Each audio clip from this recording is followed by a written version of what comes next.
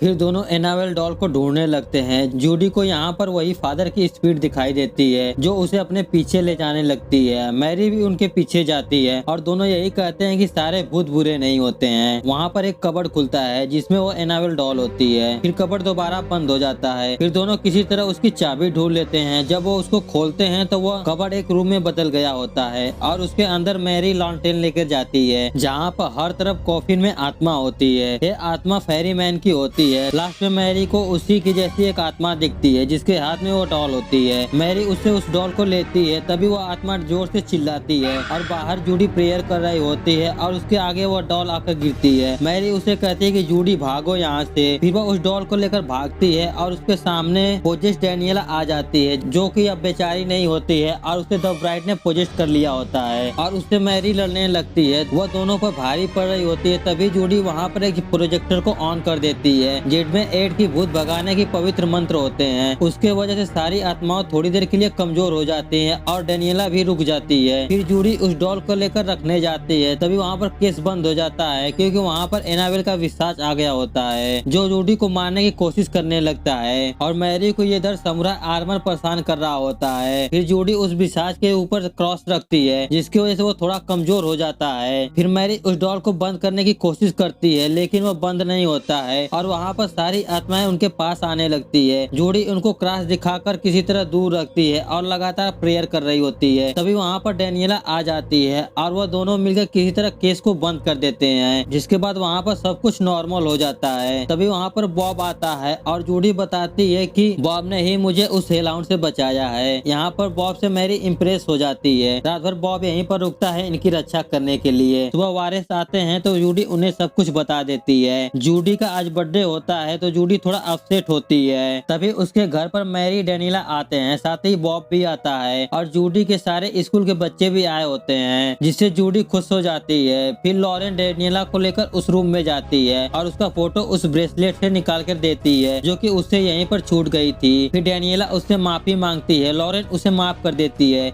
और बताती है कि मेरी तुम्हारे पिता से बात हुई है जो तुम्हारे लिए एक संकेत दिया है कि तुम उन्हें बहुत याद आती है और अपने आप को दोष देना बंद करो क्योंकि वो तुम्हारी गलती नहीं थी। फिर सभी मिलकर जूडी के बर्थडे को सेलिब्रेट करते हैं और इस मूवी की यहीं पर हैप्पी एंडिंग हो जाती है।